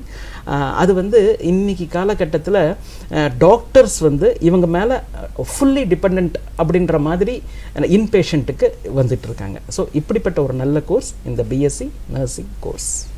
ரொம்ப அழகாக சொன்னீங்க சார். அவங்கள வந்து வெள்ளுடை தேவதைகள் அப்படின்னு வந்து நிறைய பேர் இந்த கோவிட் காலத்தில் பாராட்டினதை நம்ம பார்த்தோம்.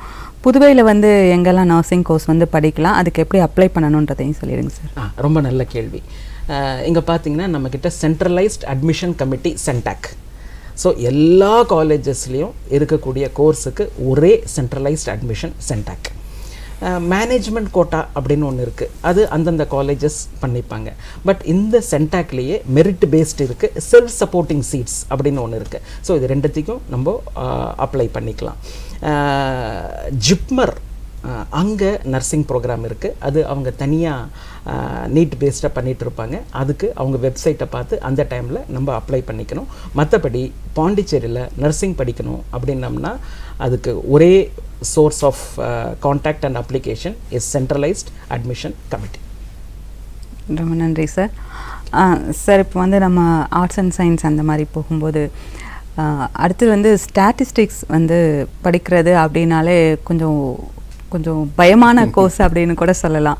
MBBS கூட வருஷக்கணக்கில் உட்காந்து படிக்கிறதுக்கு ரெடியாக இருக்காங்க. இதை வந்து உட்காந்து படிக்கிறதுன்றது கொஞ்சம் கஷ்டம் அப்படின்ற மாதிரி சொல்லுவாங்க. அந்த கோர்ஸில் இருக்கிற ஸ்கோப் எப்படி இருக்குது, அந்த படிப்புகள் வந்து எங்கே பாண்டிச்சேரியில் எங்கெல்லாம் இருக்குது அப்படின்ற பற்றி சொல்லுங்கள் சார். கண்டிப்பாக மேம். இப்போது இதுக்கு வந்து Indira Gandhi arts and science காலேஜே பெருமை சேர்த்துக்கலாம். என்னென்னா BSc ஸ்டாட்டிஸ்டிக்ஸ். BSc ஸ்டாட்டிஸ்டிக்ஸில்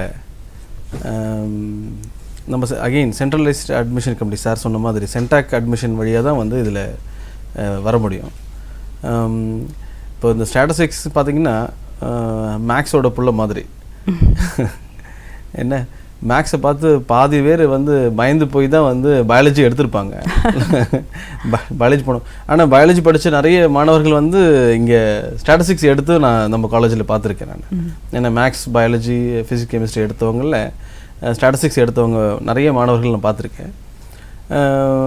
இந்த ஸ்டாட்டிஸ்டிக்ஸ் படிச்சுட்டு என்ன பண்ணுறது? இன்றைக்கி நீங்கள் வந்து எம்ப்ளாய்மெண்ட் நியூஸை வாரத்தில் ஒரு முறை எடுத்து பார்த்தீங்கன்னா ஸ்டாட்டிஸ்டிஷியனோட ரெக்குயர்மெண்ட் இல்லாமல் கிடையாது. ஸோ அந்த அளவுக்கு ஒவ்வொரு முறையும் ஸ்டாட்டிஸ்டிஷியன்ஸ் ஓட வரத்து வந்து அதோட தேவை வந்து ரொம்ப அதிகமாக இருக்குது. இன்றைக்கி நிறைய பேர் வந்து சொல்கிறாங்க, இன்றைக்கி கொரோனாவை வந்து நம்ம வந்து வந்த பிறகு நிறைய விதமான பயோஇன்ஃபர்மேட்டிக்ஸ் ரிலேட்டடான சப்ஜெக்ட்ஸ்லாம் நிறைய வந்திருக்குது. நிறைய வேக்சின்ஸ்லாம் நம்ம சீக்கிரமாக கண்டுபிடிச்சிருக்கோம். இதுக்கெல்லாம் காரணம் வந்து பிக் டேட்டா அனாலிசிஸ்ன்னு சொல்லுவாங்க. இன்றைக்கி ஃபேஸ்புக்கை எடுத்துக்கிட்டாலும் சரி, இப்போ கூகுள் எடுத்துக்கிட்டாலும் சரி, இது எல்லாமே பெரிய அளவுக்கான டேட்டா அனாலிசிஸ். இந்த டேட்டா அனாலிசிஸ்கோட கோர் ரிசர்ச் வந்து இந்த ஸ்டாட்டிஸ்டிக்ஸ் தான். ஸோ அந்த ஸ்டாட்டிஸ்டிக்ஸை வந்து நம்ம காலேஜிலே நம்ம இதை ப்ரொவைட் பண்ணுறோம், நம்ம புதுச்சேரியில் நம்ம ஒரு அரசு கல்லூரியில் நம்ம இதை ப்ரொவைட் பண்ணுறோம் அப்படிங்கிறது ரொம்ப பெருமையான ஒரு விஷயம் தான். இதோட இங்கேருந்து போனவங்க நிறைய கொஞ்சம் இன்னும் கூட ஒரு கம்ப்யூட்டர் நாலேஜோடு சேர்ந்து இருந்தாங்க, ஒரு பைத்தான் ப்ரோக்ராமிங் தெரிஞ்சுக்கிட்டு இருக்காங்க, மற்ற கோடிங் லாங்குவேஜ் தெரிஞ்சுட்டு இருக்காங்க அப்படின்னா இன்றைக்கே வந்து யூஎஸில் வந்து கிட்டத்தட்ட வந்து ஒரு $8,000 வரைக்கும் சம்பாதிக்கிற அளவுக்கு இந்த ஸ்டாட்டிஸ்டிக் கோர்ஸுக்கு ஒரு வேல்யூ இருக்குது. ஓகே, ரொம்ப அழகாக சொன்னீங்க சார். வந்து ஒரு சில பக்கம் வந்து வேலை வாய்ப்பு இல்லை அப்படின்னு சொல்லிட்டு எல்லாரும் படிக்கிற அந்த கோர்ஸே போயிட்டு கூட்டமாக விழுந்து படிச்சுட்டு எனக்கு வேலை இல்லைன்றது இருக்கிற ஒரு பக்கம் இருக்கும்போது, இந்த மாதிரி நீங்கள் சொல்லுங்கள் எப்போவுமே வேலைவாய்ப்பு இருந்துகிட்டே இருக்கிற படிப்புகளை தேர்ந்தெடுத்து படித்தா அவங்களுக்கு கண்டிப்பாக வேலைவாய்ப்புகள் இருக்கும் அப்படின்றது ஒரு நல்ல விஷயம். அதுவும் நம்ம காலேஜில் இருக்குதுன்னு சொல்கிறீங்க. இதில் ரொம்ப அழகாக நீங்கள் சொன்னீங்க ஸ்டாட்டிஸ்டிக்ஸ் படிக்கணும் அப்படின்னா பயம் அப்படின்னு சொல்லிட்டு. அது ஏன் அந்த பயம் அப்படின்னு சொல்லி பார்த்தோம்னா, ஸ்டாட்டிஸ்டிக்ஸில் ரொம்ப முக்கியமாக ஆவரேஜ் அப்படின்னு சொல்லி ஒன்று சொல்லுவாங்க. ஸோ இப்போ அந்த ஆவரேஜ் எடுத்துக்கிட்டோம்னா ஒரு காலை நம்ம நெருப்பு மேலேயும் இன்னொரு காலில் நம்ம ஐஸ் மேலேயும் வச்சோம்னா இந்த ஸ்டாட்டிஸ்டிக்ஸ் பிரகாரம் ரொம்ப ரொம்ப சந்தோஷமாக இருக்கும், ஹாப்பியாக இருக்கும், ஏன்னா ஆவரேஜ் தானே அப்படின்னு சொல்லிட்டு வரும். ஆனால் அது உண்மை இல்லை. ஸோ அந்த வகையில் ஸ்டாட்டிஸ்டிக்ஸை புரிஞ்சுக்கிட்டு நம்ம படித்தோம்னா அதை விட ஒரு அருமையான ஒரு கோர்ஸ் இருப்பதற்கு கஷ்டம். சார் சொன்ன மாதிரி பிக் அனலைசிஸ் அந்த மாதிரி பண்ணும்போது அதனால தான் வந்து நிறைய விஷயங்கள் சீக்கிரமாக சாதிக்க முடியுது அப்படின்றத நம்ம பார்க்குறோம். கொரோனாவை குணப்படுத்தினதுக்கு அந்த அவ்வளோ பெரிய டேட்டாவை நம்ம அனலைஸ் பண்ணோம்னா 10 வருஷத்துக்கு மேலே ஆயிருக்கும். நிச்சயமா 10 வருஷத்துக்கு மேலே ஆயிருக்கும். ஆனால் நம்ம வந்து பெரிய அளவுக்கான கோர் டேட்டா அனாலிசிஸ்லாம் வந்து நம்ம ஆர்டிஃபிஷியல் இன்டெலிஜென்ஸை உபயோகப்படுத்துகிற அளவுக்கு நம்ம வந்து பெரிய அளவுக்கு ஸ்டாட்டிஸ்டிஷியன் கோரில் ரிசர்ச் பண்ணது எல்லாமே ஸ்டாட்டிஸ்டிஷியன், பயோஇன்ஃபர்மேட்டிஷியன்ஸ், கோடிங் லாங்குவேஜ் தெரிஞ்சுட்டு நம்ம இருக்காங்க, நிறைய பேர் இருக்காங்க. அதே மாதிரி ஒரு வேவ் வந்திருக்கு, அடுத்த வேவ் எப்படி வரும், அது எவ்வளவு ஷார்ப்பாக இருக்கும், அது எப்போ டேப்பர் ஆகும், இது எல்லாத்தையும் கூட கணிச்சு சொல்ல முடியாது. அதனால தான் இந்த கொரோனாவை அப்படியே ஈஸியாக நம்ம ஓவர் கம் பண்ணுறதுக்கு ரொம்ப ஈஸியாக இருந்தது. ரொம்ப அழகாக சொன்னீங்க சார். சார் இப்போ அடுத்தது வந்து பார்த்திங்கன்னா மருத்துவ படிப்புகள்லேயே வந்து நம்ம இந்திய பாரம்பரிய மருத்துவ முறைகளான சித்தா, ஆயுர்வேதா இந்த படிப்புகள் வந்து எப்படி தேர்வு செய்கிறது, இதுக்கான வாய்ப்புகள் வந்து இப்போ எப்படி இருக்குது இங்கே, அதை பற்றி சொல்லுங்கள் சார். கண்டிப்பாக பொதுவாகவே நம் தமிழர்களுக்கு, நம்ம சவுத் இண்டியன்ஸுக்கு, நம்ம இந்தியன்ஸுக்கு எல்லாருக்குமே நாட்டுப்பற்று ரொம்ப அதிகம். ஸோ ஒரு 200 வருஷத்துக்கு முன்னாடி நம்ம பிரிட்டிஷ் நம்ம ஊருக்கு வர்றதுக்கு முன்னாடி நம்மக்கிட்ட என்ன இருந்தது அப்படின்னு சொல்லி பார்த்தோம்னா, ஆரியர்கள் அப்படின்றவங்க இந்த சிந்து சமவெளி நாகரிகத்திலிருந்து இந்தியாவுக்குள்ளே நுழைஞ்சு பார்க்கும்போது ஏகப்பட்ட தண்ணீர் கிடைக்குது, செடி கொடிகள் இருக்குது. அதை வச்சு அவங்க ஆயுர்வேதம் அப்படின்னு சொல்லிட்டு ஒரு சிஸ்டம் ஆஃப் மெடிசனை கண்டுபிடிக்கிறாங்க. வேதம் அப்படின்னா சயின்ஸ், ஆயுர் அப்படின்னா life. So science of life, life of science அப்படின்னு சொல்லி இந்த ஆயுர்வேதம் அப்படின்ற ஒரு கோர்ஸை கண்டுபிடிச்சிட்டு இருக்காங்க. இன்னைக்கு அது BAMS, bachelor of Ayurvedic medicine and surgery அப்படின்ற ஒரு கோர்ஸ் இருக்குது. நம்ம புதுச்சேரி மாநிலத்தை சேர்ந்த மாஹேல நம்மளுடைய கவர்மெண்ட் ஆயுர்வேதா காலேஜ் அங்கே இருந்துகிட்ருக்கு. நம்மக்கிட்ட லெமூரியா அப்படின்னு சொல்லிட்டு ஒரு கண்டம் இருந்தது. ஸோ இந்த சுனாமி தாக்குதல்னால அந்த லெமூரியா கண்டத்திலிருந்து ஒரு நல்ல இடத்துக்கு போகணும் அப்படின்னு சொல்லிட்டு இந்தியாவுக்குள்ளே நுழைஞ்சாங்க திராவிடர்கள் அப்படின்னு சொல்லுவாங்க. அப்பயே இந்த நம்ம தமிழ்நாட்டில் வந்து இந்த வற்றாத ஜீவநதிகள் இல்லை. அதனால் இருக்கக்கூடிய செடிகள் நிறைய மினரல்ஸ், மெட்டல்ஸ் இதெல்லாம் வச்சு ஒரு சிஸ்டம் ஆஃப் மெடிசன் கண்டுபிடிச்சாங்க. அதை சித்தா அப்படின்னு சொல்லுவாங்க. Siddha system of medicine. என்ன ஒரே ஒரு பிரச்சனை, இந்த சித்தா சிஸ்டம் ஆஃப் மெடிசன் ஃபுல்லாகவே தமிழில் எழுதிட்டாங்க. அதனால் அது தமிழ்நாட்டை தாண்டி கொஞ்சோண்டு கேரளாக்கும், கொஞ்சோண்டு ஆந்திரா, கொஞ்சம் கர்நாடகா வரைக்கும் போச்சே தவிர ரொம்ப போகலை. ஆனால் இன்றைக்கி இந்த கொரோனா வந்ததுக்கப்புறம் நம்மளுடைய நிலவேம்பு குடிநீர், நம்மளுடைய மற்ற சித்தா ஃபார்முலேஷன்ஸ் இது எல்லாம் உலகம் ஃபுல்லாக போயிடுச்சு. ஸோ அது பேச்சுலர் ஆஃப் சித்தா அப்படின்னு சொல்லுவாங்க. Bachelor of Siddha medicine and surgery அப்படின்னு சொல்லிட்டு. இங்கே நம்ம மெட்ராஸில் central council of research in Siddha அப்படின்னு சொல்லிட்டு இருக்குது. ஸோ அந்த கேம்பஸில், அரும்பாக்கம் கேம்பஸில் ஒரு சித்தா காலேஜ் இருக்குது. பாளையங்கோட்டையில் ஒரு கவர்மெண்ட் சித்தா காலேஜ் இருக்குது. அது இல்லாமல் ப்ரைவேட் காலேஜஸ் இருக்குது. நம்ம பாண்டிச்சேரிக்கு இந்த கவர்மெண்ட் சித்தா காலேஜஸில் கோட்டாவும் இருந்துகிட்டு இருக்கு. ஸோ இது bachelor of Siddha medicine and surgery. இப்போ வந்து சாமுவல் ஹனிமன் அப்படின்னு ஒருத்தர், அவர் வந்து லைக் க்யூர்ஸ் லைக் அப்படின்னு சொல்லிட்டு ஒரு கான்செப்டை எடுத்துக்கிட்டு வந்து அதில் ஒரு இன்டர்நேஷ்னல் சிஸ்டம் ஆஃப் மெடிசன் அவரால் எடுத்துகிட்டு வர முடிஞ்சது. அதுதான் ஹோமியோபதி அப்படின்னு சொல்லி நம்ம சொல்லுவோம். அந்த ஹோமியோபதியுடைய ஆரம்பம் பார்த்தா ரொம்ப நல்லா இருக்கும். ஒரு கேள்விப்படுறார், மலேரியா நோய் இருக்கிறவங்களுக்கு சிங்கோனா மரப்பட்டை சாப்பிட்டா குணமாயிடும் அப்படின்ட்டு.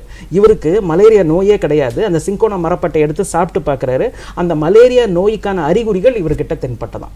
ஸோ ஒரு மலேரியா பேஷண்ட்டு இந்த சிங்கோனா மரப்பட்டையை சாப்பிட்டா நார்மல் ஆகிடுறான். ஒரு நார்மலாக இருக்கிறவன் இந்த சிங்கோனா மரப்பட்டையை சாப்பிட்டா மலேரியாக்கான சிம்டம்ஸ் அவனுக்கு வருது அப்படின்றத பேஸ் பண்ணி தான் சிமிலே கியூரன்ட்ரம், லைக் க்யூர்ஸ் லைக் அப்படின்ற ஒரு கான்செப்டில் இந்த ஹோமியோபதி அப்படின்ற சிஸ்டத்தை சாமுவல் ஹனிமன் அப்படின்ற ஒரு ஜெர்மன் கண்டுபிடிச்சிருக்காரு. இந்த சிஸ்டத்துக்கு சைடு எஃபெக்டே கிடையாது, அட்வர்ஸ் ரியாக்ஷனே கிடையாது, டாக்ஸிசிட்டியே கிடையாது. அதனால் இந்த சிஸ்டம் வந்து ரொம்ப பாப்புலர் ஆகுது, எஸ்பெஷலி ஃபார் அலர்ஜி, ஒவ்வாமை, அதே மாதிரி குழந்தைகள், பீடியாட்ரிக் இன்ஃபெக்ஷன்ஸ்க்கு.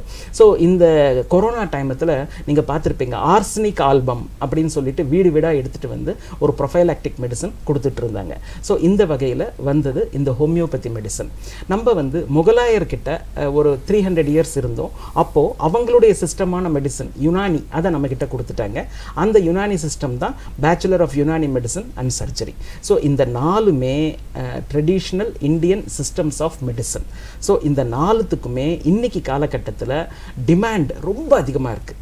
ஸோ இன்றைக்கி காலகட்டத்தில் ஒரு கொரோனாக்கு வந்ததுக்கு அப்புறம் பார்த்தோம்னா நோய் வராமல் தடுக்கணும் அப்படின்றதுல ரொம்ப நம்ம கவனமாக இருக்கும். இன்றைக்கி நம்மளுடைய உணவு முறை, நம்மளுடைய கிச்சனையே கிட்டத்தட்ட அழிச்சிட்டாங்க. நான் ஏதாவது வேணும்னா நான் சமைக்க தேவையில்லை, ஃபோன் அடித்தா போதும், வாசலில் எடுத்து வந்து கொடுக்குறோம். அப்படி என்னை சோம்பேறி ஆக்கிட்டா என் கிச்சன் எப்படி இருக்கும்? அப்போ கிச்சன் இல்லைன்னா ஆரோக்கியம் என்ன ஆகும்? ஸோ இது எல்லாத்தையும் மீட்டு எடுத்துன்னு வர்றதுக்கு இன்றைக்கி நம்மளுடைய லைஃப் ஸ்டைல், நைட்டு எவ்வளோ நேரம் வேணாலும் முழிச்சிட்டு இருப்பேன், ஆனால் காலையில் எழுந்திரிக்க மாட்டேன். அதே மாதிரி எனக்கு எப்போ எது தேவையோ அது எவ்வளோ வேணாலும் சாப்பிடுவேன், எக்ஸசைஸ் பண்ண மாட்டேன், வெயிலில் என்ன நான் காட்டிக்க மாட்டேன். ஸோ ரேடியேஷனோடையே தான் இருப்பேன். அதாவது இன்றைக்கி வந்து மாணவர்களை நாங்கள் கிளாஸில் 2ஆக பிடிப்போம், செல்லுலார் ஏ செல்லுலார் அப்படின்னு. செல் வச்சவங்கலாம் செல்லுலார், செல் இல்லாதவங்கலாம் ஏ செல்லுலார். இன்றைக்கி ஏ செல்லுலாரே கிடையாது. ஸோ அந்த அளவுக்கு மனிதனுடைய 6வது விரலாக இந்த செல் அப்படின்றது வந்துருச்சு. எவ்வளோ ரேடியேஷன். ஸோ நம்ம எப்போ பார்த்தாலும் டிவியே பார்த்துட்டு இருக்குது. ஸோ இந்த நம்ம லைஃப் ஸ்டைல் மாறிடுச்சு. ஸோ அன்றைக்கெல்லாம் யாருக்காவது டயபெட்டிஸ்னால் அது ஒரு பெரிய விஷயம். இன்றைக்கி இன்னும் உனக்கு டயபெட்டிஸ் வரலையா, இன்னும் உனக்கு பிபி வரலையா அப்படின்னு கேட்குற மாதிரி ஆகிப்போச்சு. ஸோ இதிலிருந்து தான் மீண்டு வரணும். இந்த நோய்கள்லாம் நம்மளை அணுகக்கூடாது அப்படின்னம்னா நமக்கு ஒரே தீர்வு சித்த மருத்துவமும் ஆயுர்வேத மருத்துவமும். அதுக்கு உதவக்கூடிய ஹோமியோபதியும் யுனானி மெடிசனும் தான். ஸோ இந்த 4த்துக்குமே ஸ்கோப் ரொம்ப நல்லா இருக்குது. ஸோ அதுக்கான கவுன்சிலிங், அந்த கவுன்சிலிங்கை நம்ம கலந்துக்கிட்டோம்னா, ஆனால் இந்த சித்த மருத்துவம் படிக்கணும்னா வெளியில் போகணும், ஆயுர்வேதம் படிக்கணும்னா இந்தியாவில் எங்கே வேணாலும் போகிறதுக்கு ரெடியாக இருக்கணும். ஹோமியோபதி யுனானிக்கும் நம்ம பாண்டிச்சேரி இல்லாமல் வெளியில் போய் படிக்கிறதுக்கு நாம் தயாராக இருந்தால் மிக மிக நல்ல கோர்ஸ். நம்மளுடைய தேசப்பற்றை பறைசாற்றுவதற்கு, நாமும் நம்மளை சார்ந்தவர்களும் ஆரோக்கியமாக இருப்பதற்கு, இன்னைக்கு உலக அளவில் நம்மளுடைய தமிழ் மருத்துவத்தினுடைய மேன்மையை பறைசாற்றுவதற்கு ஒரு நல்ல வாய்ப்பு இந்த கோர்சஸ். பாண்டிச்சேரியில் சித்தா ரிசர்ச் சென்டர் இருக்குல்ல சார்? ஆமாம், ரீஜனல் ரிசர்ச் இன்ஸ்டிடியூட் அப்படின்னு சொல்லுவாங்க. அது நம்ம சாரத்தில் இருக்குது, coming under central council of research in Siddha. அது மட்டும் இல்லாமல் இங்கே நம்மக்கிட்ட இந்தியன் சிஸ்டம் ஆஃப் மெடிசன் அப்படின்ற ஒரு டைரக்டரேட்டே இருக்குது. அதில் சித்தாக்குன்ட்டு ஒரு நோடல் ஆஃபீஸர், ஆயுர்வேதாக்குன்ட்டு ஒரு நோடல் ஆஃபீஸர், ஹோமியோபதிக்குன்னு ஒரு நோடல் ஆஃபீஸர் இருக்காங்க. நிறைய பிரைமரி ஹெல்த் சென்டர்ஸில் இங்கே சித்தா டாக்டர்ஸ் இருக்காங்க, ஆயுர்வேதிக் டாக்டர்ஸ் இருக்காங்க, ஹோமியோபதி டாக்டர்ஸ் இருக்காங்க. நம்ம கவர்மெண்ட் ஆஃப் பாண்டிச்சேரி ஃப்ரீயாக சித்தா ஆயுர்வேதா ஹோமியோபதி மெடிசன் கொடுத்துட்ருக்கு. அது மட்டும் இல்லாமல் நம்மளுடைய சாரத்தில் பஞ்சகர்மா சென்டர் அப்படின்னு சொல்லி சொல்கிறாங்க. ஸோ நம்மளுடைய உடம்புல இந்த டாக்ஸின்ஸ் எல்லாம் உள்ளே வந்து அந்த டாக்ஸின்ஸ்னால நமக்கு நோய்கள் வர்றதால அந்த உடம்புக்குள்ளே இருக்கக்கூடிய நச்சுத்தன்மை வெளியில் போகணும் அப்படின்றதுக்காக பஞ்சகர்மா அப்படின்னு சொல்லிட்டு ஒரு மெத்தட் இருக்குது. ஸோ அந்த மெத்தடில் நமக்கு ட்ரீட்மெண்ட் தர்றதுக்காக இங்கே கவர்மெண்ட் இன்ஸ்டிடியூஷனே நம்மக்கிட்ட இருக்குது. நாம் கொடுத்து வைத்தவர்கள். நிஜமாக தான் சார், ரொம்ப அழகாக சொன்னீங்க சார். இப்போ வந்து முன்னாடிலாம் வந்து பார்த்திங்கன்னா ஏதோ ஒரு காய்ச்சல் இல்லைன்னா வந்து சளி அந்த மாதிரி ஏதாவது ஒரு சின்ன விஷயம் அப்படின்னாக்கா நம்ம வீட்டில் கிச்சனில் இருக்கிற பொருட்களை வச்சே வந்து அதுக்கான தீர்வு வந்து நம்ம பார்த்துட்டு இருந்தோம். அது வந்து இப்போ நீங்கள் சொன்ன மாதிரி இப்போ நிறைய உணவு முறைகள்லாம் மாறிட்டதுனால அது கொஞ்சம் கொஞ்சமாக குறைஞ்சிட்டு வர்றதை பார்க்க முடியுது. ஆனால் அதை திரும்ப பெறுற மாதிரி இந்த கோவிட் காலத்தில் வந்து நிறைய பேர் அதை கஷாயம் பண்ணி குடிக்கிறது அந்த மாதிரி நிறைய விஷயங்கள் பார்த்தாங்க. ப்ளஸ் நம்ம சித்தா இந்த நீங்கள் சொன்ன மாதிரி இந்த மருத்துவ முறைகளும் வந்து நமக்கு பெரிய உதவி செஞ்சதுன்றதையும் பார்க்க முடியுது. ரொம்ப அழகாக சொன்னீங்க சார். நீங்கள் சொல்கிறது வந்து உண்மையிலேயே ரொம்ப கிஃப்டட் தான் நம்ம எல்லாருமே. அடுத்தது சார், இப்போ சார் பேசுனதுலேயே வந்து நிறைய வரலாறு புவியியலை வந்து நிறைய சொல்லிட்டாங்க. அவ்வளோ விஷயங்கள் சொன்னாங்க. அதுக்கான படிப்புகள் வந்து ஒரு டைமில் வந்து ஹிஸ்ட்ரி படிக்கிறது வந்து அது ரொம்ப லோ லெவலில் பார்க்குற மாதிரி இருந்தது. இப்போ சார் சொல்கிறத பார்த்தா அது எவ்வளோ பெரிய பொக்கிஷம் அப்படின்றது நமக்கு தெரியுது. சார் வந்து லெமோரியா கண்டத்திலிருந்து எப்படி வந்தாங்கன்ற அந்த பாரம்பரிய மருத்துவ முறை எப்படி உருவாச்சுன்றதை கூட அவ்வளோ அழகாக சொன்னாங்க. அதுக்கான அந்த படிப்புகள் பற்றி நீங்கள் சொல்லுங்கள். கண்டிப்பாக மேம், கண்டிப்பாக ma'am. To have a quote of doctor Ambedkar, வரலாறு தெரியாதவனால் வரலாறு படைக்க முடியாது அப்படின்னு சொல்லுவாங்க இல்லையா. ஸோ அந்த மாதிரி வந்து வரலாறு ரொம்ப ரொம்ப முக்கியம். கடந்த காலங்களில் நம்ம என்ன நடந்துட்டு வந்தோம், என்ன செஞ்சோம் அப்படிங்கிறது தெரிஞ்சால் தான் எதிர்காலத்தை நம்ம வந்து எவ்விதமாக எதிர்கொள்ளணும் அப்படிங்கிறதுக்கு முக்கியமான இன்றைக்கு என்ன நடந்துக்குதோ அது எல்லாமே வரலாறாக மாறிடுது. அப்படி பார்க்கும்பொழுது நம்ம அரசு கல்லூரியிலேயே வந்து பொதுவாகவே இந்த கோர்ஸ் எல்லாமே வந்து ரொம்ப ஆர்ட்ஸ் படிக்கிற பசங்க, அப்புறம் ரொம்ப மார்க் கம்மியாக இருக்கிற பசங்க அப்படிங்கிறத வந்து அவங்க தான் அதை எடுக்கிறதா சொல்கிறாங்க. ஆனால் அப்படி கிடையாது. இதற்காகவே எக்ஸ்க்ளூசிவாக பொதுவாக யூபிஎஸ்சி எக்ஸாமுக்கு IAS, IPS, IRS, IFS exams approach பண்ணுற எண்ணற்ற மாணவர்கள் அந்த பிஎஸ்சி ஹிஸ்ட்ரி, பிஏ ஹிஸ்ட்ரி படிக்கணுன்றதுக்கு, பிஎஸ்சி இல்லை பிஏ ஹிஸ்ட்ரி படிக்கணுன்றது, BA public administration, BA sociology, social work, இந்த மாதிரியான ஆர்ட்ஸ் சப்ஜெக்டை எக்ஸ்க்ளூசிவாக தேடி படிக்கிற வழக்கங்கள் யூபிஎஸ்சி எக்ஸாம் அப்ரோச் பண்ணுற மாணவர்களுக்கு அந்த எண்ணம் இருக்குது. அப்படி நம்ம சென்டாக் அட்மிஷனில் பிஏ ஹிஸ்ட்ரி இருக்குது, சோஷியல் ஒர்க் இருக்குது, சோஷியாலஜி இருக்குது, ஃபிலாசபி அண்ட் சைக்காலஜி. ஸோ இந்த சப்ஜெக்ட்ஸ்லாம் வந்து படித்தா கண்டிப்பாக வந்து இந்த யூபிஎஸ்சி எக்ஸாம்ஸ் அப்ரோச் பண்ணுறது ரொம்ப எளிதாகிடுது. ஏன்னா எக்ஸாம்ஸ் குறிப்பாக ஹிஸ்ட்ரியை தொட்டாலே வந்து ஹிஸ்ட்ரிக்காகவே வந்து உங்களுக்கு வந்து ஒட்டுமொத்தமான சப்ஜெக்ட்ஸையும் நம்ம கவர் பண்ணுறது ஹிஸ்ட்ரியோட ஸ்கோப் இருக்குது. History of science, history of maths, அப்படி ஒவ்வொரு விஷயத்தையும் நம்ம எடுத்துகிட்டு போனோம்னா பெரிய சப்ஜெக்ட், ஒட்டுமொத்தமான சப்ஜெக்ட் எல்லாத்தையும் கவர் பண்ணுறதுனால யூபிஎஸ்சி எக்ஸாம்ஸ்க்கு அப்ரோச் பண்ணுறது வந்து ரொம்ப எளிதாகிடுது.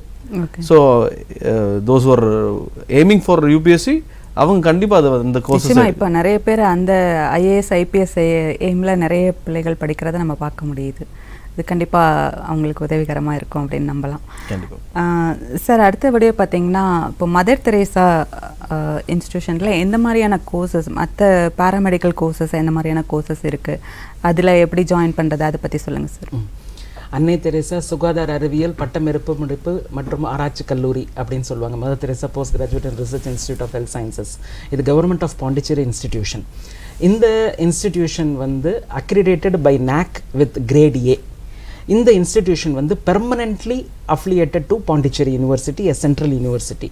இந்த இன்ஸ்டிடியூஷன் வந்து UGCயால் 2F12B ஸ்டேட்டஸ் அங்கீகாரம் பெற்றிருக்கு. அது மட்டும் இல்லாமல் இதனுடைய pharmacy courses, all India council of technical education, pharmacy council of India, board of medical education இதனுடைய அங்கீகாரம் பெற்றிருக்கு.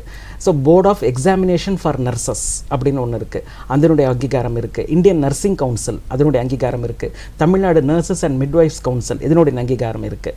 இது ஒரு கவர்மெண்ட் ஆஃப் பாண்டிச்சேரியுடைய இன்ஸ்டிடியூஷன். ஸோ இந்த இன்ஸ்டிடியூஷனில் பார்த்தீங்கன்னா ஒரு 6 காலேஜஸ் இதுக்குள்ளே வரும். இந்த இன்ஸ்டிடியூஷனுக்கு காரைக்காலில் ஒரு பிரான்ச் இருக்குது. இந்த இன்ஸ்டிடியூஷனுக்கு யானத்தில் நமக்கு ஒரு பிரான்ச் இருக்குது. இந்த இன்ஸ்டிடியூஷன் அப்படியே எடுத்தோம்னா 6 பிரான்ச்சஸ் வரும். பிரான்ச் 1 அப்படின்னம்னா நர்சிங். நான் ஏற்கனவே சொன்ன மாதிரி ANM அப்படின்ற ஒரு course, GNM nursing, post basic BSc nursing, MSc nursing, PhD in nursing, இது எல்லாமே அதுக்கு கீழே வந்துடும். ஸோ அதுக்கு ரெண்டாவது பார்த்தோம்னா ஃபார்மசி. ஸோ ஃபார்மசியில் B Pharm bachelor of pharmacy, M Pharm master of pharmacy, post baccalaureate அதாவது பிஃபார்ம் லேட்ரல் என்ட்ரி அப்படின்னு சொல்லுவோம். டிப்ளமா படிச்சுட்டு பிஃபார்ம் டைரக்டாக செகண்ட் இயர் வர்றது பிஃபார்ம் லேட்ரல் என்ட்ரி அப்படின்னு சொல்லுவாங்க. M Pharm, PhD. ஸோ இந்த கோர்சஸ் ஃபார்மசியில் இருக்குது. ஃபிசியோதெரபி அப்படின்ட்டு ஒரு காலேஜ் இருக்குது. அதில் பிபிடி, எம்பிடி அப்படின்ற 2 கோர்ஸு. அதே மாதிரி மெடிக்கல் லேப் டெக்னாலஜி அப்படின்னு ஒரு கோர்ஸ் ஒரு காலேஜ் இருக்குது. அதுக்கு கீழே சிஎம்எல்டி, பிஎஸ்சி எம்எல்டி இந்த மாதிரி கோர்சஸ் இருந்துகிட்ருக்கு. இதுக்கு இல்லாமல் நம்மக்கிட்ட ஸ்கூல் ஆஃப் ரேடியாலஜி அப்படின்னு ஒன்று இருக்குது. அதில் இப்போது பிஎஸ்சி எம்ஆர்ஐடி அப்படின்னு ஒரு கோர்ஸ் வந்திருக்கு. ஸோ இந்த ரேடியோ டயக்னோசிஸ் அப்படின்றது இன்றைக்கி காலகட்டத்தில் ரொம்ப முக்கியமான ஒரு course. So x-ray, CT scan இதெல்லாம் அதில் தான் வருது. ஸோ இந்த BSc MRIT, medical radio diagnosis and imaging technology அப்படின்வாங்க. ஸோ இந்த கோர்ஸுக்கு ஸ்கோப் வந்து எண்ணில் அடங்காது. ஸோ அந்த மாதிரி ஒரு நல்ல கோர்ஸ். இது இல்லாமல் diploma courses, diploma in dialysis technology, diploma in clinical echo cardiography. So இந்த மாதிரி கோர்சஸும் நம்மக்கிட்ட இருக்குது. ஸோ இத்தனை கோர்ஸுகளும் ஒரு அம்பரல்லாக்குள்ளே வரக்கூடிய Mother Teresa post graduate and research institute of health sciences. So இதில் நம்ம வந்து இந்த எல்லா அட்மிஷன்ஸும் த்ரூ சென்டாக் தான். ஸோ சென்டாக்குடைய ப்ரோச்சர் அதனுடைய வெப்சைட்டில் போனோம்னா இதனுடைய எல்லா டீட்டெயில்ஸும் அதில் நமக்கு கிடைக்கப்பெறும். பிஜி அதாவது எம்ஃபார்ம், எம்பிடி, எம்எஸ்சி நர்சிங் அது எல்லாமே வந்து நாங்கள் காலேஜ் வெப்சைட்டில் போனால் காலேஜ் மூலயமா அதுக்கு அட்மிஷன்ஸ் நடக்கும். பிஹெச்டி அது வந்து யூனிவர்சிட்டி மூலயமா அட்மிஷன்ஸ் நடக்கக்கூடியது. மற்றபடி அண்டர் கிராஜுவேட் கோர்சஸ் எல்லாமே த்ரூ சென்டாக். ரொம்ப நன்றி சார், ரொம்ப அழகாக சொன்னீங்க. கடைசி கேள்வியாக வந்து உங்ககிட்ட வந்து இப்போ அடுத்து வந்து பிள்ளைகள் வந்து எல்லோரும் கவுன்சிலிங்காக ரெடி ஆகிட்டுருக்காங்க. கவுன்சிலிங்க்கு எப்படி ப்ரிப்பேர் பண்ணுறதுன்றதை கொஞ்சம் சுருக்கமாக சொல்லுங்கள் சார். கண்டிப்பாக சுருக்கமாக சொல்கிறதால ஒரு கிறிஸ்துவன் அப்படின்னம்னா 10 கட்டளைகள் அப்படின்னு சொல்லுவாங்க. ஸோ அந்த மாதிரி கவுன்சிலிங்க்கு 10 கட்டளைகள். கட்டளை நம்பர் 1, டெய்லி நியூஸ் பேப்பர் படிக்கணும், டெய்லி வெப்சைட் ப்ரௌஸ் பண்ணி பார்க்கணும். சென்டாக் வெப்சைட் எனக்கு அது தெரியல, அது வந்தது எனக்கு தெரியல அப்படின்ட்டு அது சொல்லக்கூடாது. நம்பர் 1. நம்பர் 2, ஆங்கிலத்தில் ஒரு அருமையான ஒரு வார்த்தை ஆஸ்க், ஏஎஸ்கே. அதுக்கு full form art of seeking knowledge. நமக்கு தெரியாத ஒரு விஷயத்தை இன்னொருத்தங்கிட்ட கேட்குறதுக்கு தயக்கமே படக்கூடாது. இந்த கோர்ஸ் நல்ல கோர்ஸா, இது சேர்க்கலாமா, இதுக்கு ஃபீஸ் எவ்வளோ, எப்போ, எத்தனை சீட் இருக்குது, இதில் ஏதாவது ரிசர்வேஷன் பாலிசி இருக்கா, என்ன மாதிரி சர்டிஃபிகேட் நம்ம ரெடி பண்ணிக்கணும் அப்படின்றது நம்ம தெளிவாக கேட்குறதுக்கு தயக்கமே இருக்கக்கூடாது. 3வது கட்டளை என்ன அப்படின்னு சொல்லி கேட்டோம்னா நம்மக்கிட்ட இருக்கக்கூடிய சர்டிஃபிகேட்ஸ் எல்லாம் அப்டேட் பண்ணி வச்சுக்கணும். So nativity, nationality, big form எல்லாமே அப்டேட்டடாக இருக்கா, அதுக்கு தேவையான அளவு ஃபோட்டோ காப்பீஸ் ரெடி பண்ணி வச்சுருக்கோமா, சாஃப்ட் காப்பி நம்ம என்னென்ன ஃபார்மேட்டில் நம்ம ரெடி பண்ணி வச்சுருக்கோம் அப்படின்றத ரெடி பண்ணி வச்சுக்கணும். 4, நமக்கு கவுன்சிலிங் அப்போது மாப்பப் கவுன்சிலிங் அந்த டைம்லலாம் ஃபீஸ் கட்டுறதுக்கு இருக்கும். ஃபீஸ் கட்டுறதுக்கு நமக்கு கிடைக்கக்கூடிய டைம் ரொம்ப கம்மியாக இருக்கும். ஸோ அதுக்கான ஃபைனான்ஷியலி நமக்கு சேவிங், நமக்கான ஆதாரம், அந்த பணம் அந்த நேரத்தில் போய் பணத்துக்காக நம்ம அலையக்கூடாது. பணம் கரெக்டாக நம்மக்கிட்ட இருக்கா அப்படின்றத நம்ம ரெடி பண்ணி வச்சுக்கணும். 5வது, நம்ம ஒவ்வொரு காலேஜ் நம்ம எந்த கோர்ஸ் எடுக்க போகிறோம் அப்படின்றத நம்ம ஆராய்ச்சி பண்ணி அதுக்கு எந்தெந்த காலேஜ் அப்படின்றத பார்த்து அந்த காலேஜில் என்ன இன்ஃப்ராஸ்ட்ரக்சர் இருக்குது அப்படின்றத நம்ம தெரிஞ்சு பார்த்துக்கணும். அவங்களுடைய வெப்சைட்டுக்கு போனோம்னா அதை பற்றி எல்லா இன்ஃபர்மேஷனும் இருக்குது. என்ன இன்ஃப்ராஸ்ட்ரக்சர் இருக்குது அப்படின்னம்னா ஏசி போட்டிருக்காங்களா, அங்கே ஓடுற பஸ்ஸில் ஏசி இருக்கா அப்படின்னு பார்க்குறது இல்லை. அங்கே இருக்கக்கூடிய ஆசிரியர்கள் எப்படிப்பட்டவங்க, அவங்க கேம்பஸ் பிளேஸ்மெண்ட்டில் எத்தனை பேருக்கு வேலை கிடச்சிருக்கு, அங்கே படித்து வெளியில் வந்த மாணவர்கள் எப்படி இருக்காங்க அப்படின்ற டீட்டெயில்ஸை நம்ம கேதர் பண்ணிக்கணும். இன்னொன்று, லாஸ்ட் டேட் என்னைக்கோ அது வரைக்கும் வெயிட் பண்ணிவிட்டு கடைசி நிமிஷத்தில் ஓடக்கூடாது. ஸோ என்னைக்கு லாஸ்ட் டேட்டோ அதுக்கு முன்னாடி ஒரு பஃபர் டைம் வச்சு நம்ம டைரியில் எழுதிக்கணும்.